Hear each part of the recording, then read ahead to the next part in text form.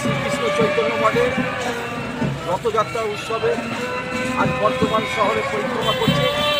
এই পরিক্রমাতে আজকে বর্ধমানের সমস্ত মানুষ আজকে যেন উপস্থিত হয়েছে। শ্রীকৃষ্ণ চৈতন্য মঠের যে রথযাত্রা, সেই রথযাত্রাটা বর্ধমানে ঐতিহ্যময় একটা রথযাত্রা। তাই আজকে 200 বছরের পুরনো রথযাত্রা। এই যাত্রায় আজকে হাজার হাজারের মানুষ এই রথযাত্রায় উপস্থিত হয়েছে। তাই আজকের এই শোভাযাত্রার মধ্যে দিয়ে রথযাত্রা পালিত হয়েছে।